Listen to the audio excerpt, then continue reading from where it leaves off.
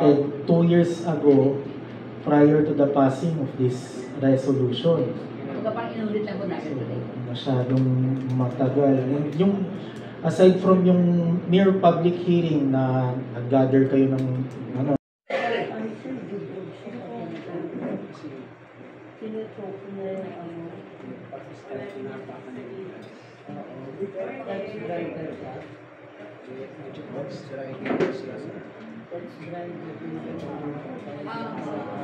Opo, yung dalawang ordinance.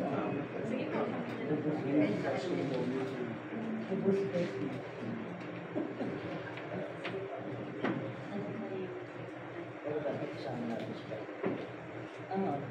Pupunta siya mga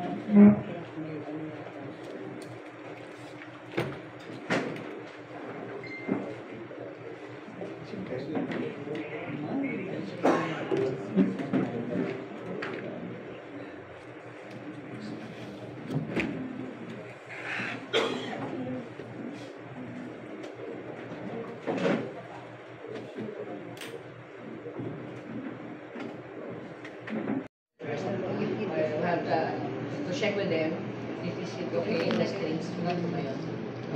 yes, ma'am. First of all, have you conducted public hearings as regards this measure?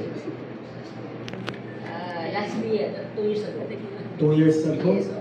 And it was only in 2024 that you came up with this measure. 2 years after that. Hindi na naulit.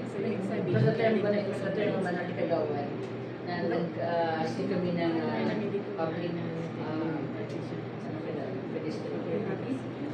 Okay, so are you sure that the sentiments of your residents 2 years ago prior to the approval of this resolution is still the same sentiments? Actually, mas more dahil meron kami from 888, nagreklamo ng parking, blah blah blah. That's why we did this. May mga streets na hindi na dadaanan dito sa mga sasakyan na nakapark. Ini-implement nyo na po ba ito? Hindi ba? Yeah. Okay. Kasi dahil sa reklamo. Okay. So, ano naman po yung feedback ng barangay as a whole or yung specifically yung affected streets?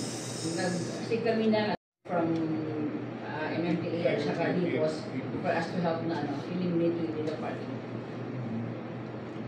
Kasi po ma'am, pag yung mga ganitong measure, number 1 is kailangan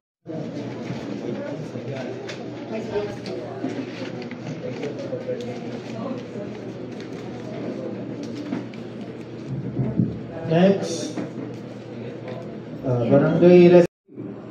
That's the reason why almost every week we receive complaints, and all we do is to answer this thing.